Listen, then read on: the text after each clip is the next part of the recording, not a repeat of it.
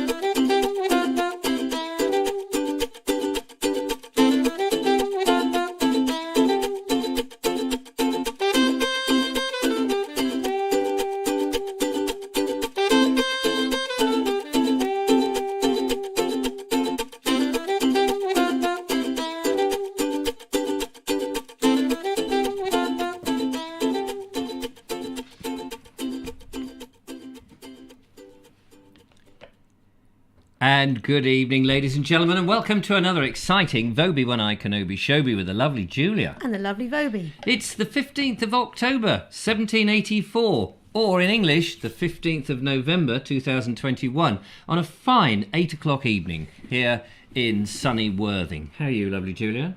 Confused. Yeah, me too. It's nice to have you back. It's nice. Lice? Lice? It's nice to be back. Oh, good. I'm glad the lice are back to be gooding.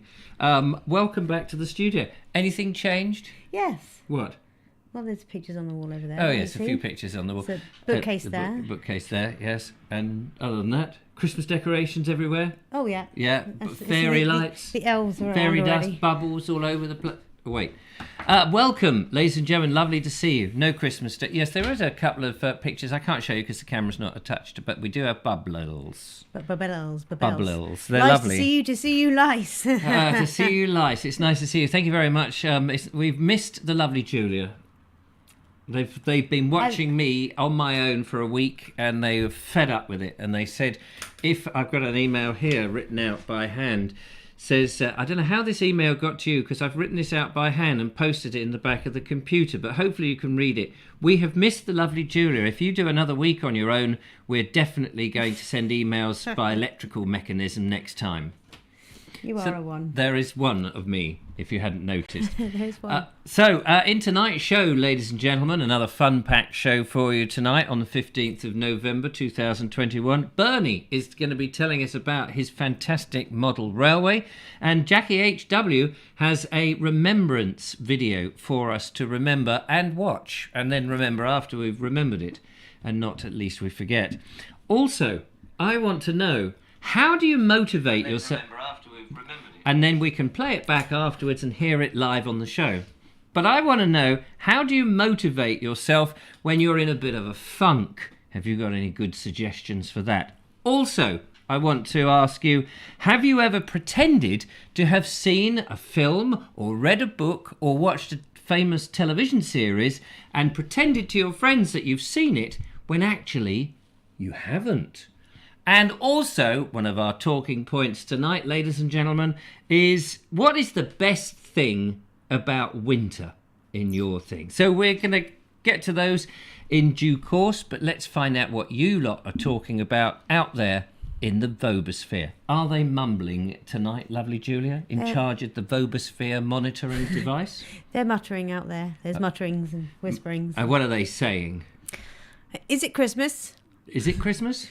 Not yet. 15th November, not December. Oh, yes. You've got your 15th It's a shame of to November. waste a nice Christmas jumper on just, 11 months of the year, isn't it? I know. Do you know, I've got my red jacket on. I haven't quite yet got to the snow cuffs round the mountain business. And I was sorting out some clothes this afternoon, and I took them down to the old charity shop. But I didn't include my Christmas jumper in that. Good. So I will hopefully... I've got to You've find it. only got one, and I bought it for you. I know you did, yes. About 2 years ago now. Yeah. This will be the third Christmas it's had an outing. Yeah. And I'm The looking... same year I got this one, in fact, I think. That one's done very well. It looks very bright and cheerful against my dark colours here in the stewed. Can you guess what it is? Is it a dwarf riding a bicycle over the mountains in Outer Mongolia? Not quite. Oh, It's must a camel. be. Oh, it's a camel Riding riding through a the desert. mountain over the bicycles of Cambodia. Yes. What was that? I think That I've was just a swallowed rumble my... in the jungle. Oh, yes. Michael White says, good evening. And Bonnie says, Nigel, what are you studying? What are you studying, Nigel? Is it a small little insect climbing up under your collar? Have you got the big thing that a magnifying glass that eyes up your boggles? Let us know.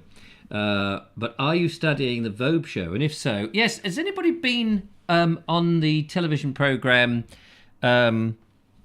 the one where you have to have the master's mind, the mind of Doctor Who, the master's mind, whatever that programme is. Mastermind? Yes, mastermind. With the category the Vobes show from 2005 to 2021. That would be interesting if anybody actually went on there and they got in touch with me and said, we've got a contestant who's doing the Vobes show from 2001 to, could you answer these questions that we want to pose and tell us if they're correct? That would be hilarious, wouldn't it? Would be hilarious. It would be very hilarious.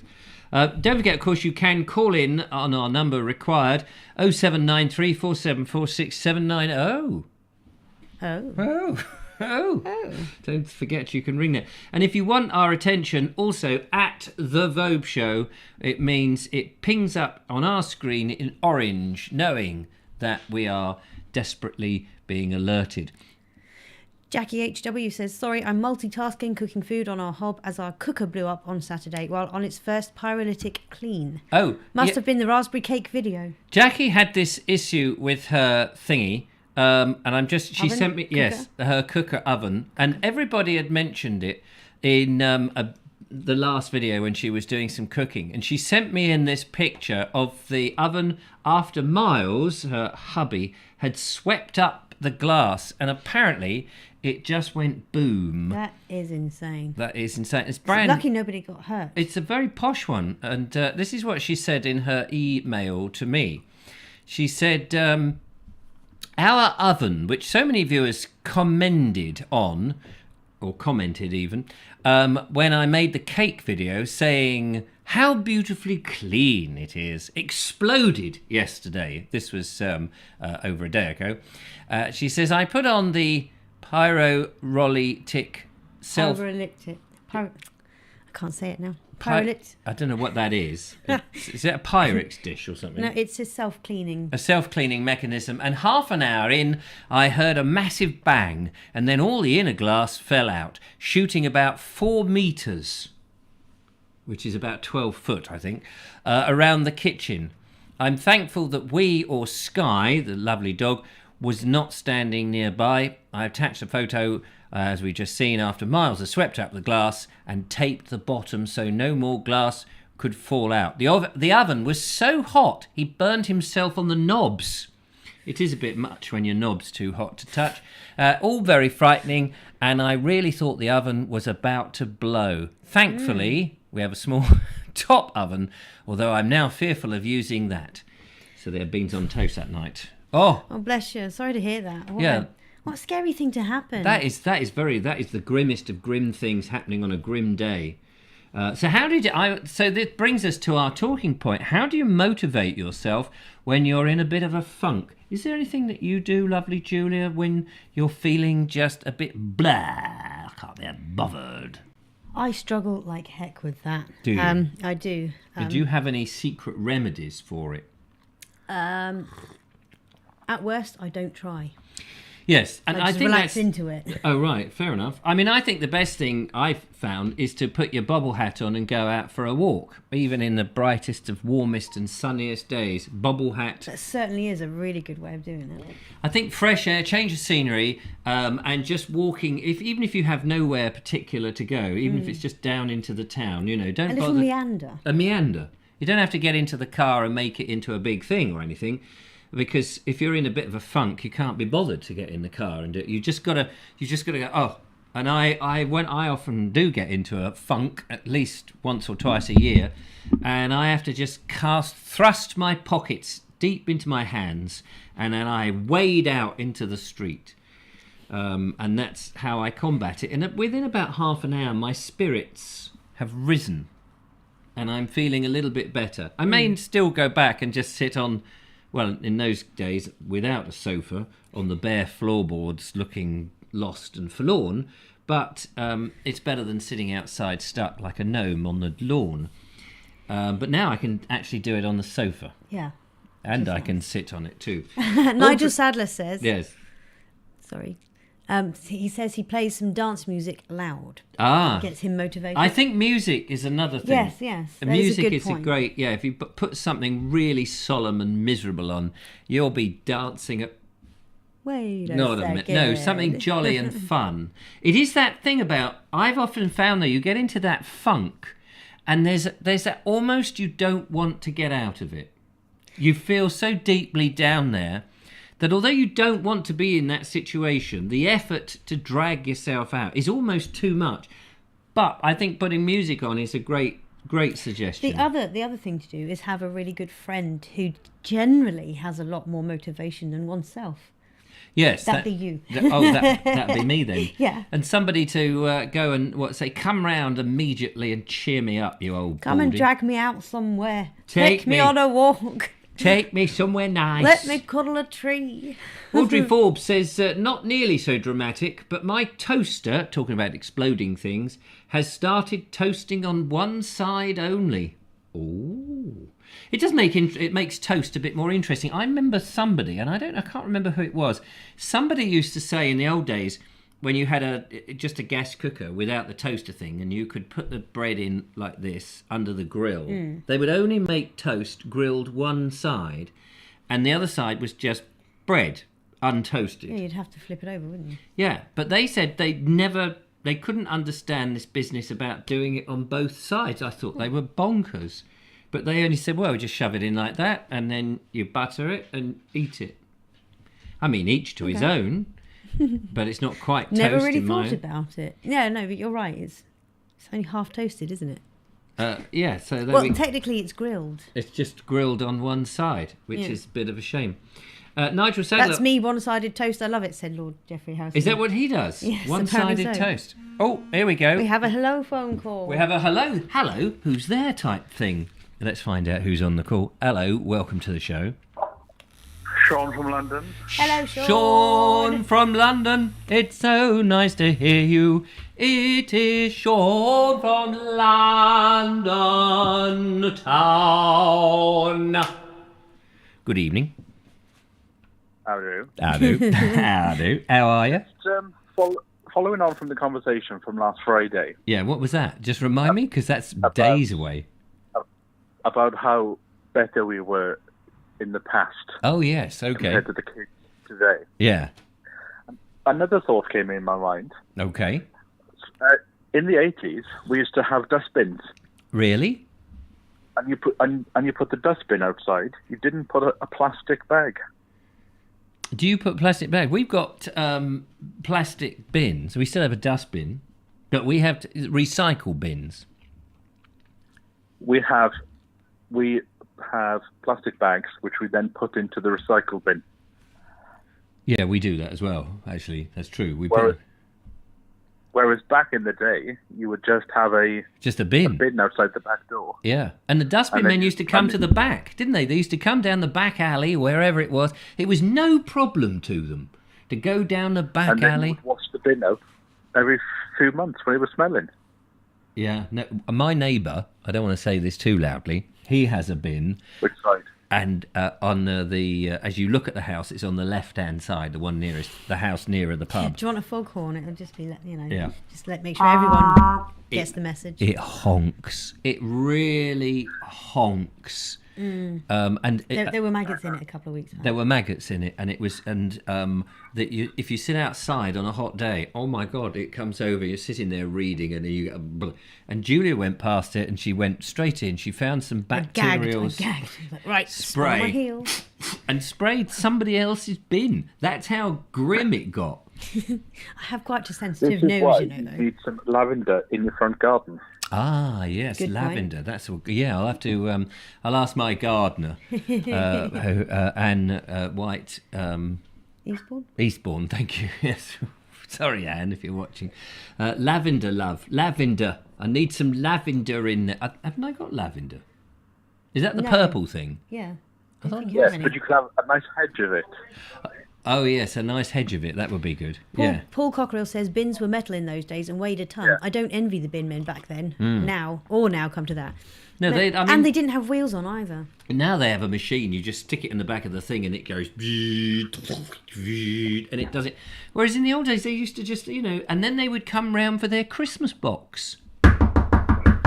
Well, I love how you're doing. It's nice to see you. Well, we've always loved to come into your house. It's been great fun and all that. And they'd sort of go, well, what do you want? Well, it's been lovely. We the whole year, and it's Christmas time is coming up, and you go, oh, that's right. We have to tip you, don't we?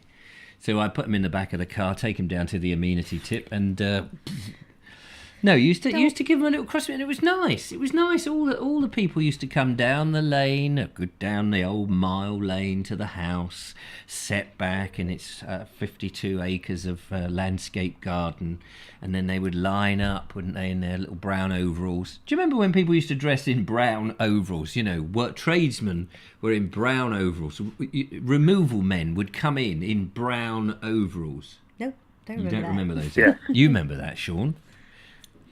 Yes. That was you knew who you were then. And then you had the men in white coats. Then you had the men in white coats, yes, who took the people who'd gone bonkers away. Them I remember. Yeah, But just talking about winter, Yeah. what I like yeah. is one of those days where the sun is out, Mm-hmm. but there's a bit of a frosty nip in the air. Yes, we haven't had any of those. And then you go out for your walk, and you might take a flask of tea with you and sit down somewhere. Yes, on a blanket, preferably, on a seat. Oh no, on the snow, because then it starts to warm up. Then after a minute or two, The old igloo effect. and then you ski the side of the mountain, and then go home and put a bit of hot pot on. Yeah, well, I forget you come from Wales, where they have mountains.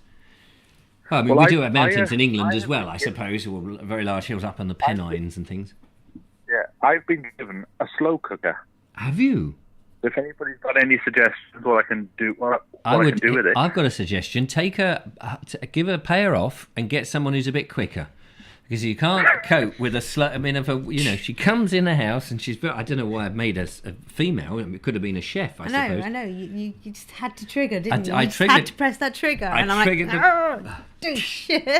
a slow cooker. I was thinking of making a video about a slow cooker. I was thinking of doing. I will tune into it and see what tips I can. Oh yes, I've got this idea for a video to set up a dinner. Bung it all in the slow cooker, go off, do a walk, come back, and then open it up and see if it's done.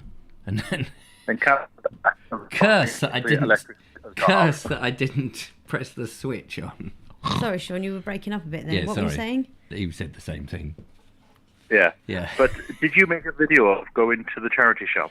No, because I had a conversation with Sean earlier today, and he said he was going to do this thing where he was getting some old clothes. Because I said, I'm going to the charity shop. And he said, I'm going to make a video about me going through some old clothes. And I thought, yeah, that's a good idea. And I thought, I won't do it now because Sean's going to do it. And he's going to go, he nicked that idea from me.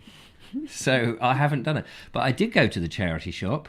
And I took a whole load of jumpers and I said to the bloke, I carried it down to the street. And I wish somebody had been filming me because there I was under the weight of clothes in a black plastic bag. And I went into Comedy Gold it was. And I went into the where tour. Was I? And I staggered all the way down into the town and I said, here, do you take clothes? And he said, no. I said, I just walked all the way down. He said, try next door. This is a dentist. So I went in next door, and of course they took the clothes, and they were more than happy of it. And I said, some of them are old rags, and some of them might be useful. Station Master's Choice says, Sean, put in some diced beef, cubed taters, vegetables, gravy, plus some herbs, and leave on for about 8 hours. Lovely casserole. Oh, that's exactly 8 the rest. hours? 8 hours? Where do you think I'm going to walk for 8 hours? Yeah. Well, you can, or if you only go out for a walk for a couple of hours, when you come back, just stick it in the oven. Finish it off. That thing about pinching people's ideas, it's actually quite funny. There's somebody in the gardening community, and he accuses everybody of pinching his ideas. He doesn't seem to realise there's only set jobs to do every month, and it's the same every year. Yes, it's time to plant the carrots. Oh, that's my idea. I was going to do carrots. You've all copied my idea. I want to do carrots. Yeah, but we're doing carrots this time. You can't do carrots at Christmas. I don't know. Can you do carrots at Christmas time? Well, you would sow them in July, and then you would harvest them on Christmas Day. Ah, there you go. Who wants to go out harvesting carrots on Christmas Day? Let you go, because I'm just about to tuck into some turkey. No, what's it called? I don't know. I can't got one of those. Slow. I've got one of those meals, which is called "What's Left in the Cupboard." Oh, lovely! What's left in the cupboard? Enjoy. I'm having a Yorkshire pudding with boiled potatoes and HP sauce. I couldn't be bothered to go and do any shopping. Right, lovely. Good old English food. You want to fill up that Yorkshire pudding with a bit of custard. Be lovely. All right, take care, Sean. Beautiful. Bye for now. Bye. Bye. That was Sean James Cameron there, ladies and gentlemen, giving us his idea for the perfect winter trip. And we'll talk about that in the show shortly. But before we nip off, quick couple of comments, and then we're going to watch a video.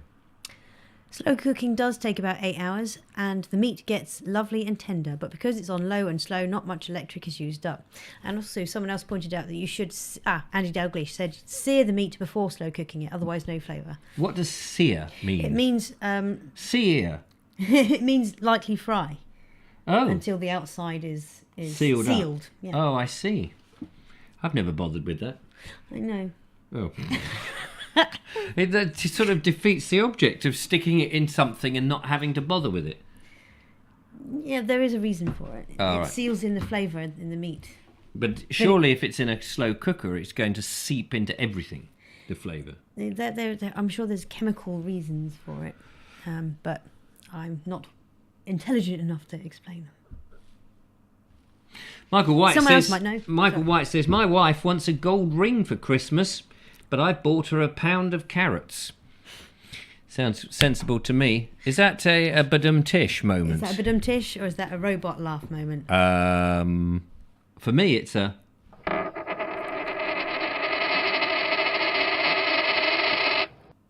Was that the gold ring he didn't buy? That was the penny drops.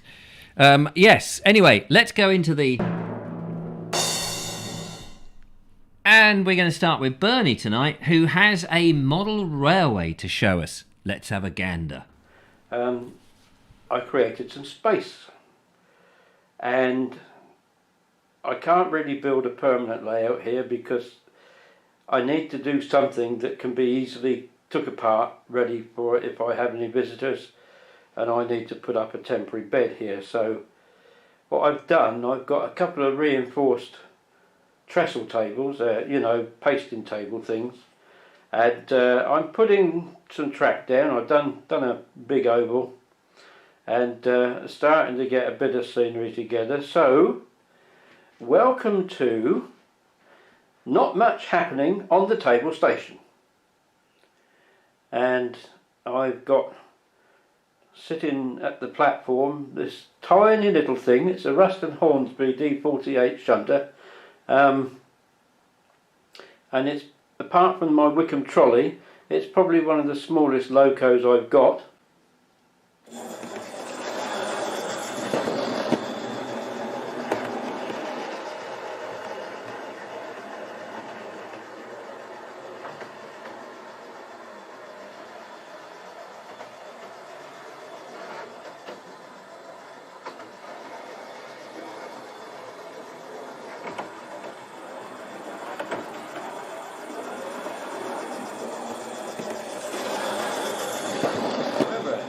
What you see sitting at the platform, some of you enthusiasts might say that looks a bit like a Deltic. It does, but it isn't. The original prototype Deltic was DP1. This locomotive is DP2, or Diesel Prototype 2, which actually did run on the East Coast Main Line along with the Deltics until a nasty accident, I think it was about 1967, damaged it beyond repair, but it had given absolutely brilliant service up to then. So all I'm probably going to be able to do is just ease it out the platform for you to have a look at. We'll see what happens.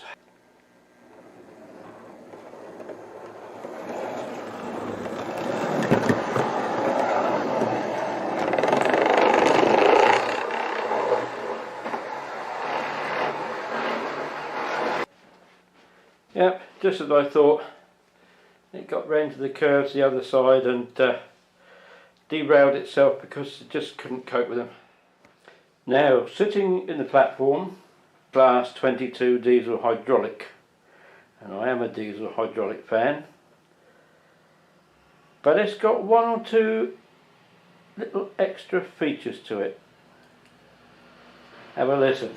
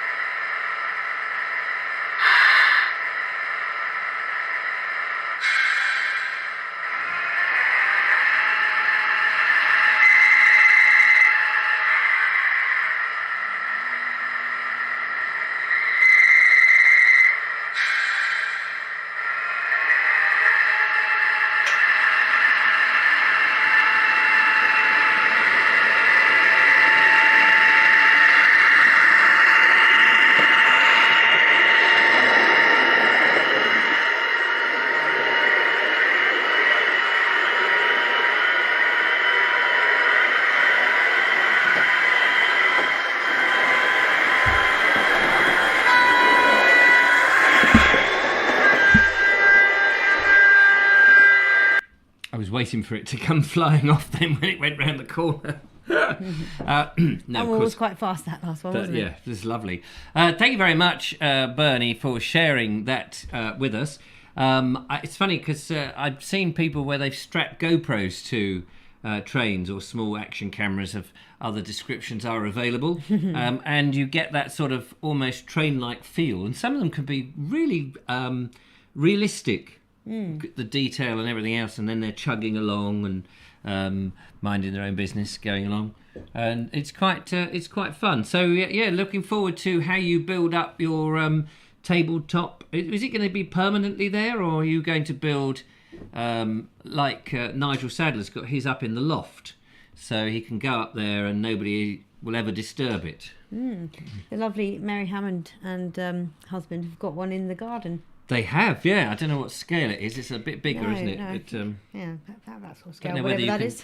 Yeah, it's that scale. That scale. And I don't know if you can sit on it. Can you? Did they design it? No, You can't. I It's don't just think you can sit on it. designed to have big puff trains going round.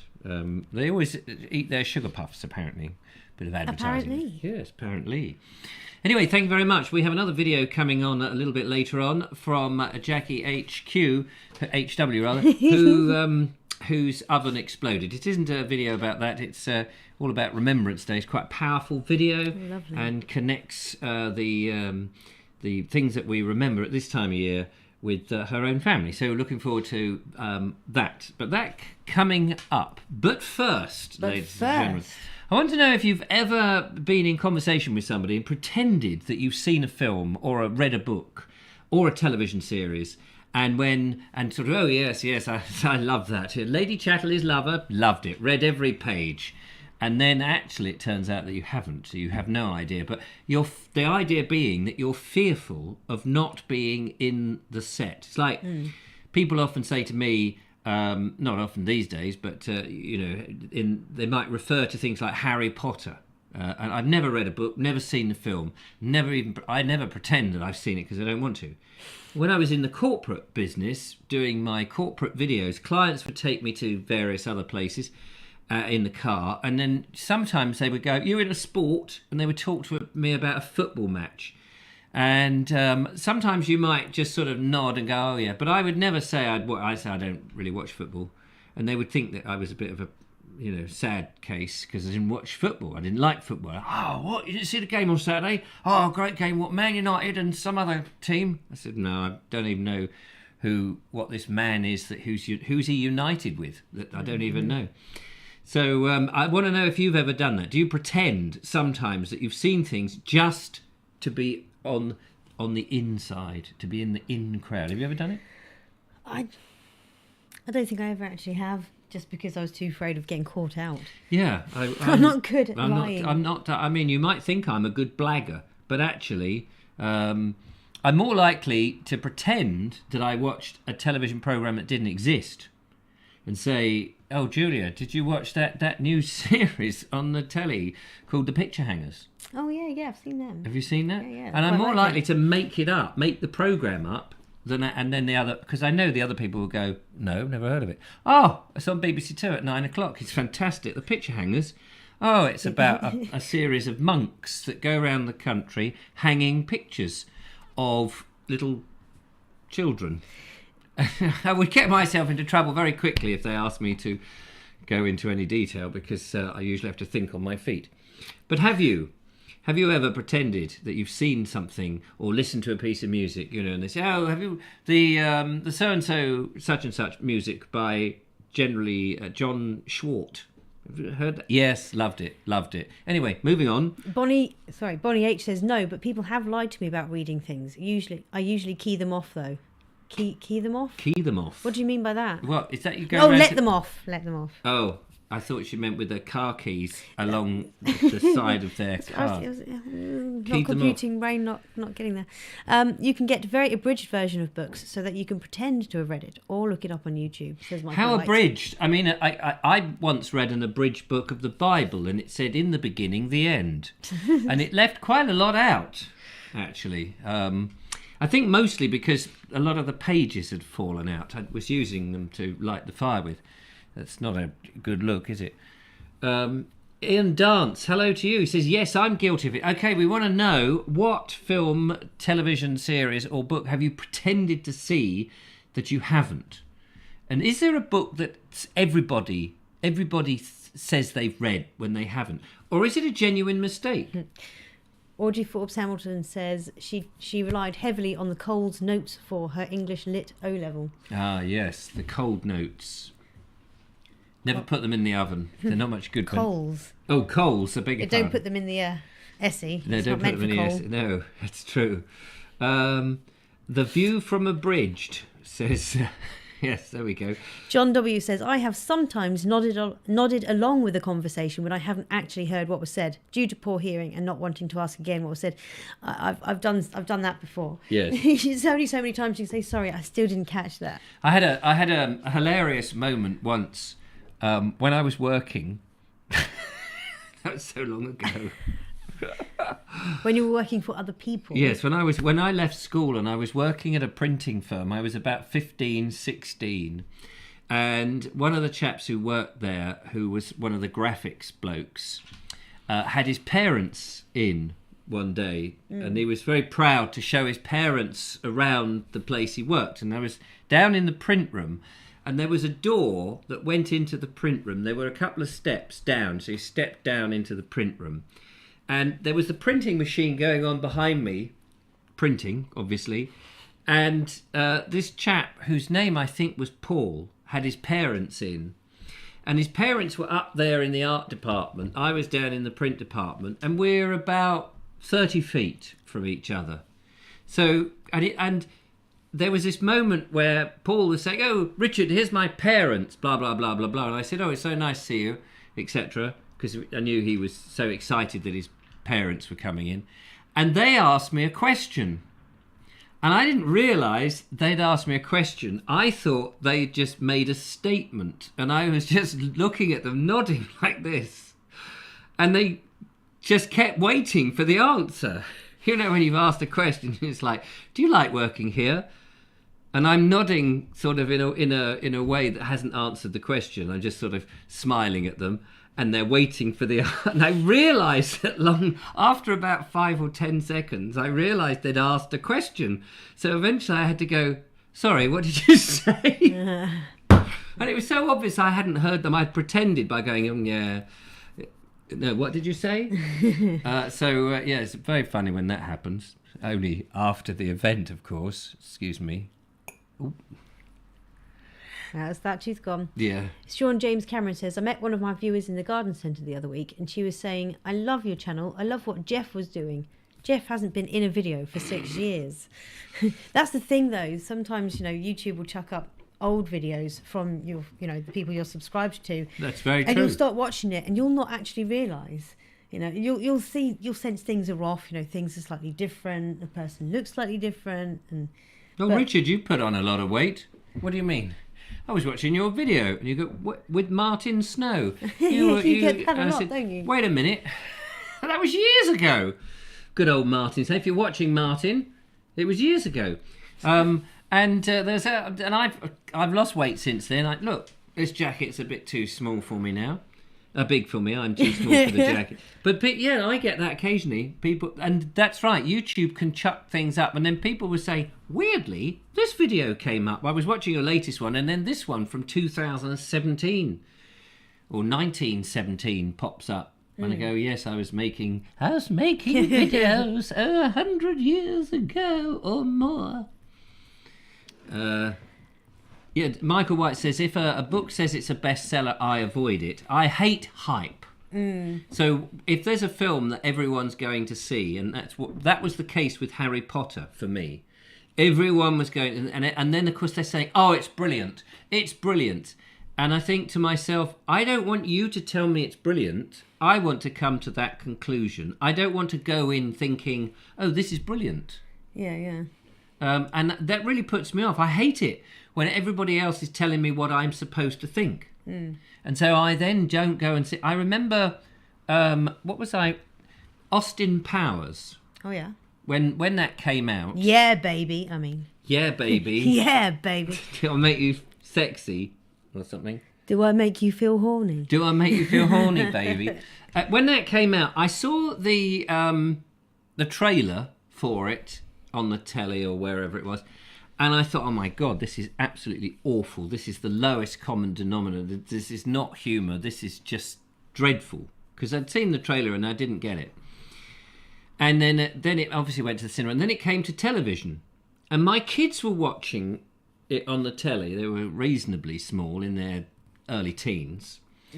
And they were laughing their socks. And I remember walking into the front room when they were watching this on the telly. A video. Oh, I'm going to ruin the story now. Hello, caller. Just bear with us 1 second. 1 second as I finish this story. So anyway, they came in. I came in and they were watching this thing, and I looked at this and I went, oh no, you're not watching this Austin Powers rubbish. And I hovered in the room watching a few minutes of it. Well, within about a minute or two, I was sat down laughing with them. And I thought it was hilarious. So it's amazing how... So I wanted not to be told something was good. Hello, caller. Sorry about that.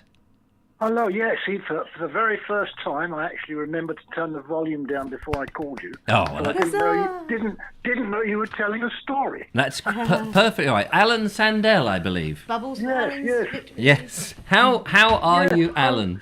Well, I'm good, and I hope you are. And welcome back, the lovely Julia. We missed you. Miss you too.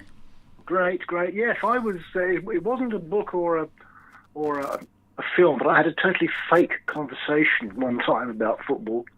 Did you? With an Italian gentleman who gave me a ride when I was hitchhiking around Europe. And he didn't speak English and I didn't speak Italian, but he was desperate to talk about football. So to appease him. and I suppose it was 5 years since we'd beaten Germany in the final of the World Cup, and I think it was the best day of his life, the way he was going on about it, because he knew all the players. They were all he'd give me a player's name and Babylon in spaghetti language and all that business, and so I had to pretend to understand what he was saying. As long as he didn't throw me out of the car in the middle of nowhere. Yeah, absolutely. It had to be done. Yeah, I mean, I do that on this show all the time. Sometimes you do get callers and they're talking about something and you think, I have absolutely no idea what's going on here. You're very good at it. You're very good at it. Thanks very much. Well, often, they're talking and they've got going on something, and I'm reading a comment thinking, oh, there's an interesting comment. I'll come to that in a minute. And then I'm aware that I haven't actually heard what they were saying, and you're desperately going, what was the last thing I did hear them say? Have they moved on? Can I then say, yeah, well, that sounds really interesting, Alan. That's thanks very much for that. Or not, and so you do a bit of this fakery. And I'm sure we all do a bit of fake, especially when you're asked if you like something and you feel that you've got to say yes when you absolutely detest it. I mean, I'm sure go on. I found out I could not try any fakery when I lived in the States. I couldn't try any fakery about their favourite games of baseball. And, and their version of football and. Catching fish and shooting wild creatures. Yeah. I have absolutely nothing on the subject of shooting wild creatures which I can contribute. I trod on a worm once. Does that count? Yes. You sat on a ferret too. Yeah. I sat on a ferret. Did it taste good? Yeah, the roadkill, I guess, over here is slightly different to their roadkill, because they probably shot it as they drove approaching it. Yes. There's an antelope. Yeah, well, in England, you can't keep roadkill if you killed it. No, that's right. It's bizarre. The car behind can pick it up. Yeah. Yes, I probably learned that on your show. It's very educational. Yeah. Can you do? Presumably, you can do that in America. You just shoot stuff from the window.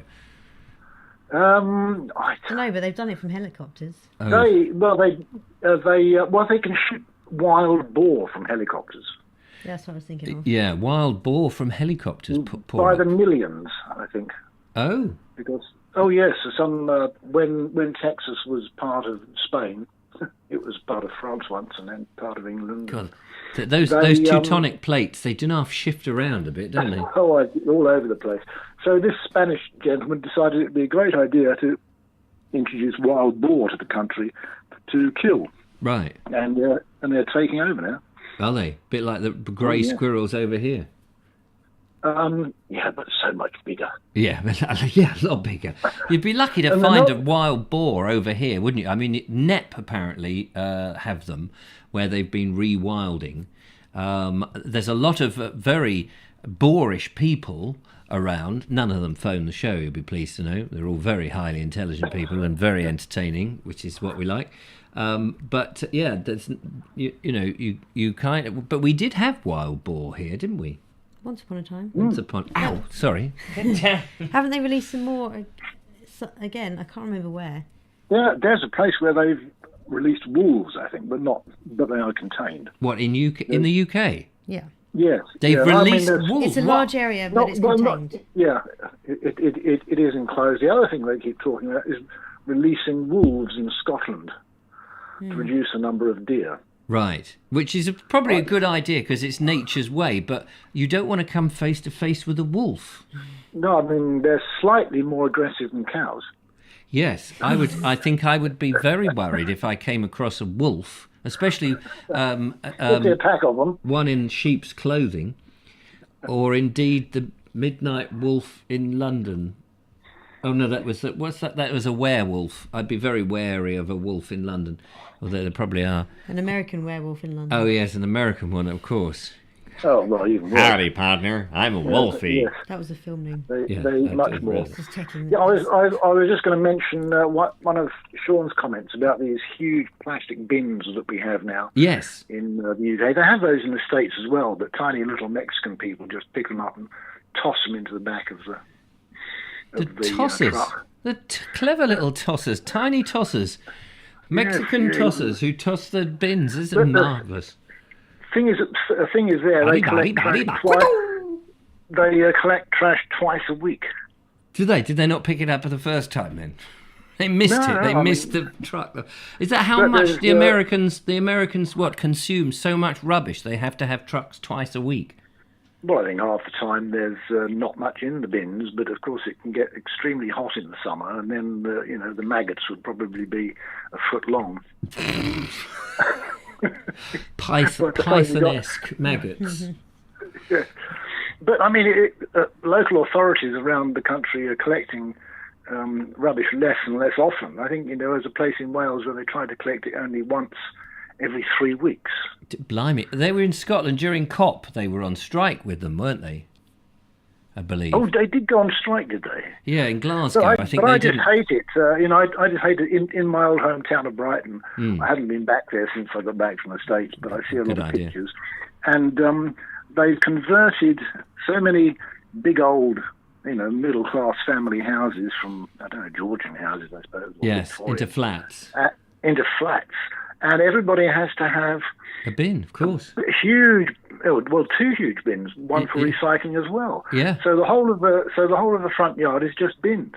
I know. I mean, you walk down my street, where I'm in a Victorian street, and everyone's got two bins. Thank God we don't have green bin. Well, some people have green, these green bins and various other bins. And you go to some places where they've got 5 different recycling bins, and you just can't get down. If you've got an old perambulator with a little baby and you're going out for a little toddle, you're stuffed, aren't you? Because you've got to navigate all these little sort of flat-top Daleks. Well, I think in California, each household is supposed to have 5 bins. They have what? 5 bins. 5. I mean, it's bonkers, isn't it? But I think you do raise a fascinating point. That business about how the streets were once built for a family of well-to-do people, and now that you've got one family, you've got half a dozen families in that one property, each one requiring 2 bins. Massive. And all of them probably wanting a car. And this is the problem when you start fitting people into smaller and smaller spaces. They still all need all the things. Everybody wants a colour television and and they're all takeaways. And the amount of takeaways, you can only get something like 20 takeaway pizza boxes in your bin before it's full. Those huge bins they have, which have to be picked up by some mechanical device on the back of the truck. Yes. And those are outside so many restaurants in Brighton, where shops are being converted into restaurants and coffee houses. And there were, years ago, I was driving through there with my son, and there was a coffee house where they had tables and chairs outside along the front window of the coffee shop. And between those people and the road was just a line of those huge bins. Gosh. It is astounding. I noticed that Bonnie says here's somebody who doesn't get much sleep, and this is what keeps her busy. She says, we wash our rubbish and then cut it up into small pieces. My goodness. As if you haven't got enough to do in life without having to do that. I never bother to wash up the stuff that goes. I remember watching a programme where they were talking about all the recyclable stuff, and the bloke was saying, yes, a lot of people do wash their stuff up, and they wash these things thinking it's helping. And it doesn't matter because it all gets washed anyway. It goes into a massive, great big thing. The only way it helps is it keeps their bins from not smelling, I suppose. I was going to say, it stops my recycling bin from getting too mucky if I rinse everything before it goes in. It takes 2 seconds to do when it's... 2 seconds? Well, yeah. On your marks? Rinse. Yeah. Well, not if you leave the empty soup tin overnight. No, but if you do it straight away, it takes a moment. That's my motivational problem. Yeah, that's right. As I sit here yet again in the evening in my wreckage of a kitchen, oh bless you! I actually dare to cook something. Right. No, I tell you what motivates me is a blue sky, which is every day in Texas. Yeah, absolutely. I mean, over here, we've had this sort of weather that's not really kind of cold yet. What, autumn? Yeah, but it's just damp and grey, and it's not cold, it's not warm. It's sort of meh weather, as they say. I like to go around photographing, and it's so, the colours can be so dull. Oh, can't they? So washed out. It's unbelievable. And you're better off photographing in black and white in weather like this and upping the contrast. Oh yes. Because when there's no colour in there, then you may as well, because there's just, you can get an artistic effect with the greyish overcast skies. Whereas you try to film in colour, it's just like, everything just looks washed out and anemic.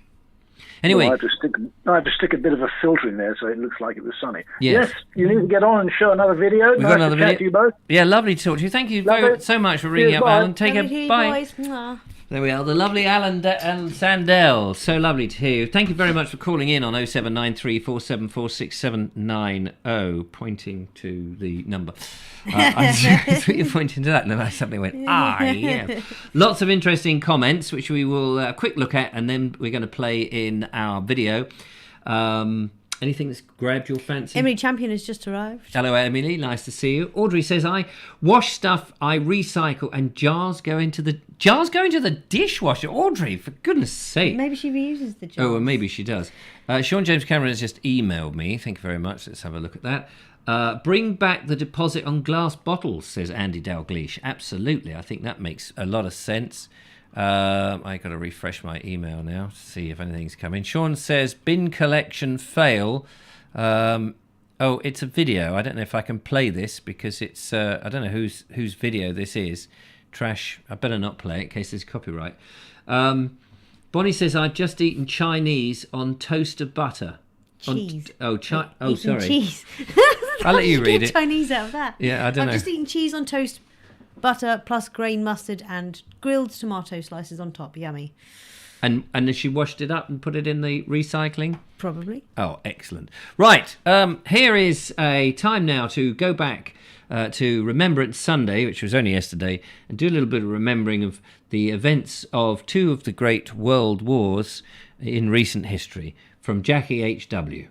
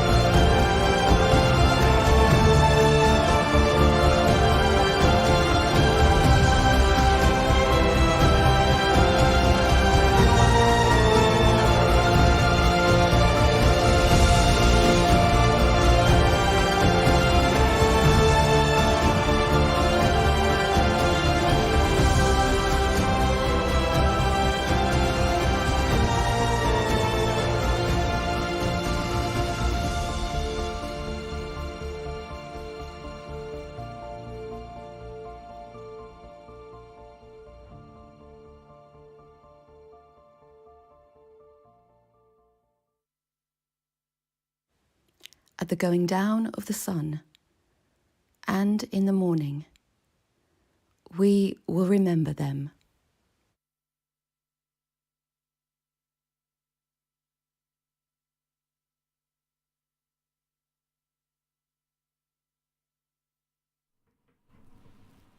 Wow. There we go. How about that? I remember going to Passchendaele with the school when I was 15, and we walked along. Passchendaele had a war grave. Like, I don't know whether that was Passchendaele. And yeah, walked along all these thousands of tombstones from fallen soldiers from the First World War. And then we went to Hellfire Corner near Ypres, or Ypres, as some people say it, Ypres, in Belgium. And then we went to Hill 60, where some terrible battles went, and all round there with the school. It was very, very, well, as a kid, it sort of made you think by actually going there. It was quite a powerful thing. Never forgotten that particular trip, going in the trenches that were left. Yeah, I remember going to visiting similar places in France, but what hit me most actually was the fact that before we'd gone to France, we'd actually been to London to I can't remember, I think it was the War Museum actually, but they'd had some mocked up, seemed quite realistic trenches and stuff. The smells as well as the sounds and the loud sounds and muck and everything, and just that was actually really poignant for me as a kid. And then going to France and seeing some of these places, and that really brought it home. You need to go. You know? I mean, this is the thing, is you read about it, and it's like you're just reading something in a magazine. You know, it's something that happens somewhere in the world, and you can understand it. But until you actually go and you realise that what you're walking on is a moment in history that was so significant, and many people lost their lives. And of course, I think what's fascinating is that those people fought for this land. I mean, people fought for, the Germans fought for their land, and we fought for our land, but we fought for a freedom, a way of life.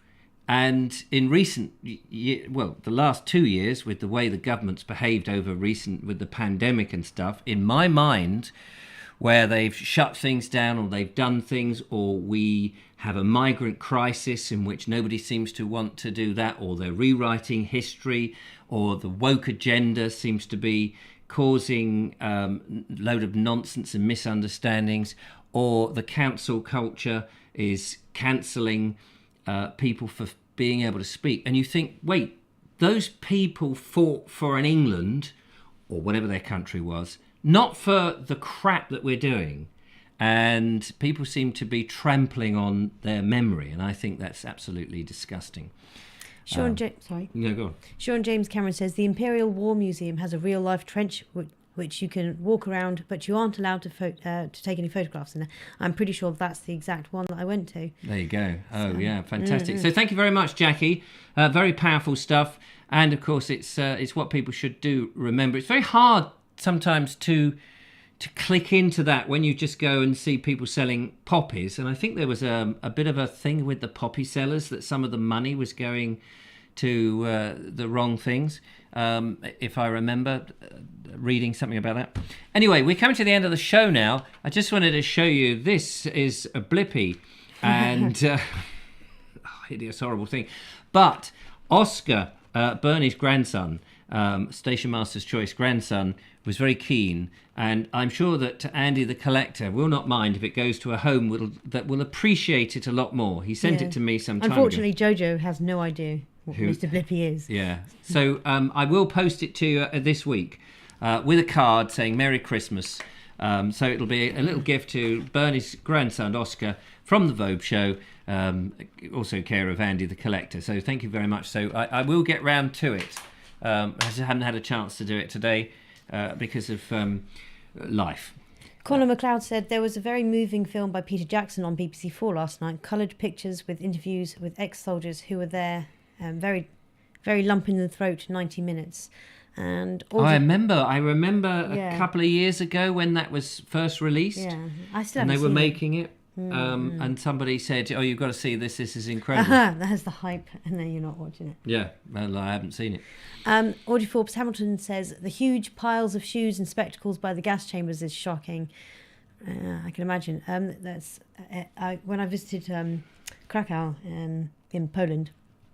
There was one of the squares where Jewish people were crammed into.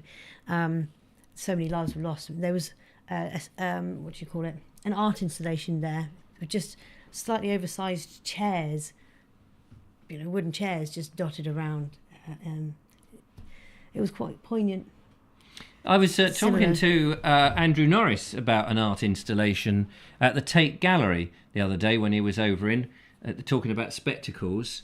And I remember there was a pair of spectacles on the floor, apparently, and I read this, and somebody went up and picked these spectacles up and asked if, somebody dropped them. They said, no, that's part of the art installation. That's art. Just a pair of glasses down on the ground. And somebody had also created one of these fire buckets with sand in, and people were stubbing their cigarettes out into it. And they said, no, that's art installation. Well, why were people smoking inside the this gallery? was in the days when you could smoke. Oh, okay. Yeah, that makes sense. And I when art starts becoming just communal garden things, is it really art? Anyway, actually, that's for another day.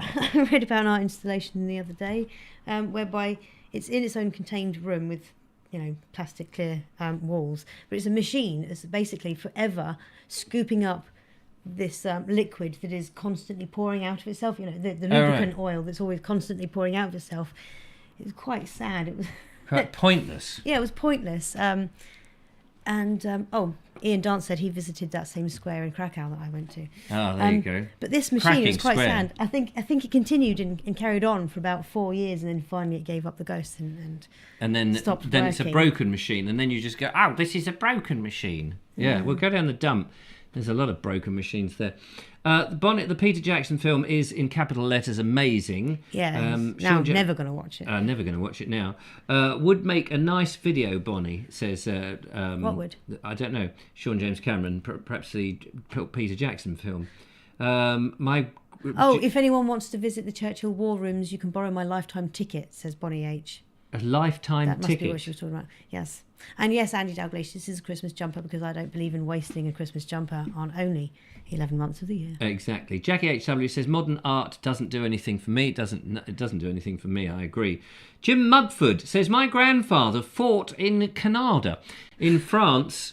for Canada, in France, and the Netherlands, and he would be spinning in his grave with all the control the government forcing on us here in Canada. Jim, I am with you, absolutely. And this is what people forget, that people have, over the years, not just in those wars, but in all the battles and things, they fought for us to have a free society, a democratic society.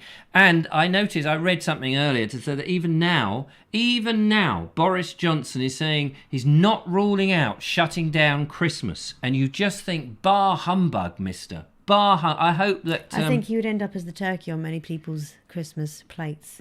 Yes, well, I don't think people are going to wash it this time round. And there was a leaked document that says that the government wants to do away with all this virus checking, the test and trace and all of these things. But they don't want to talk about it because it will look like they've overreacted, and they don't want to give the impression that in the past they've overreacted. But we were saying that. How many times were we saying on the Vobes show, you've got it wrong. Lockdowns don't work. But, there is it Austria? What? I think Austria have gone into the measure, get this, if you are unvaccinated, you have to lock down. If you're vaccinated, now, that could well be coming. So it looks like you and I might get locked down if it came to the UK. It would be unbearable. The Vobes show, 24 hours, 7 days a week, unable to escape. Sean James Cameron, would you like a video of the London Christmas lights? Do you need to ask, sweetie? Yes, please, we do. Send it in. Trev's Travels says he can go and get what. No, I don't think people will. I think the government have an inkling. They don't know really what goes on in the real world because they're stuck in their bubble. But I think they might have an inkling that people will not go through what we went through the last couple of years again. I think people are beginning to, especially now we know that the vaccine was a load of old tosh, that it doesn't, 3 weeks to flatten the curve. Oh, we'll have a vaccine, it will be the answer. Oh no, actually we're going to give everybody the vaccine, even kiddies. Okay, we'll do that. Oh, do you know what? Vaccine doesn't actually stop you from getting it. Oh, what a con. What a con. Dear, oh dear. Emily Champion is supposed to be visiting Austria in February. Oh, well, better make sure you're vaccinated because you won't get in. And Ramibu says, is England trying to do what the US and enforce that all children get vaccinated? And they've gone bonkers with this. They've gone bonkers.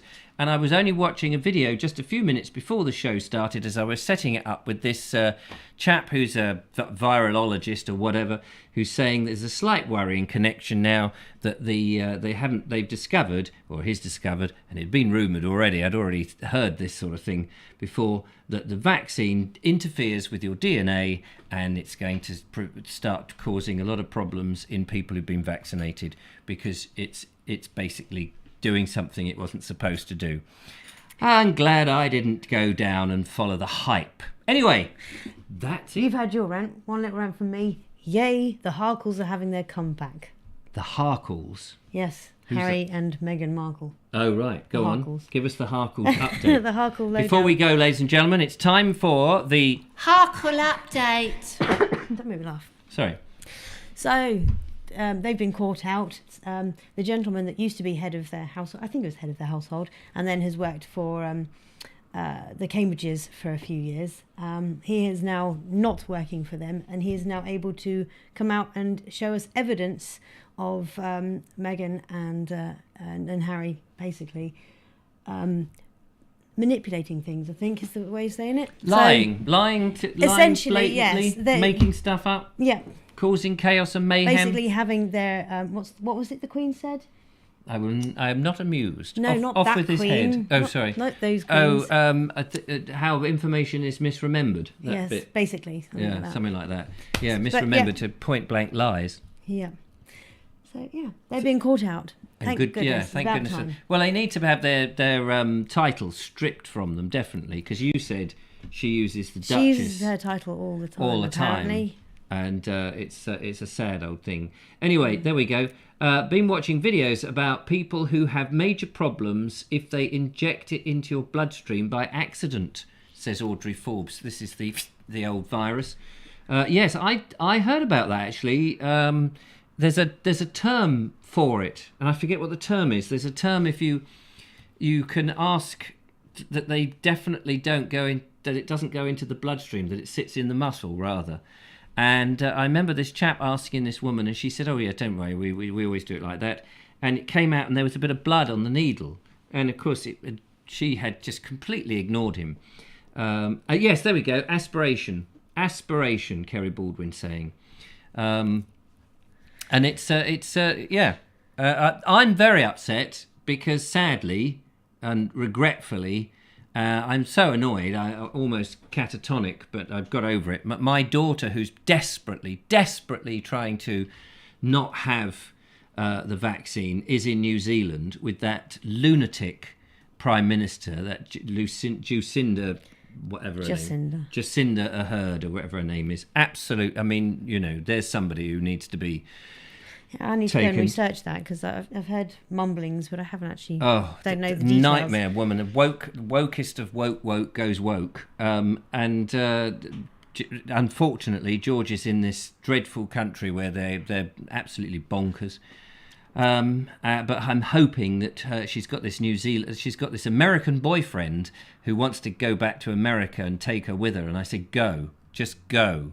Get out of that place as soon as. It's a lovely, beautiful place, but with people like that in power, you may as well be in Belsen. Oh, bless you, Emily. I'm so sorry to hear that. Her girls have just had COVID.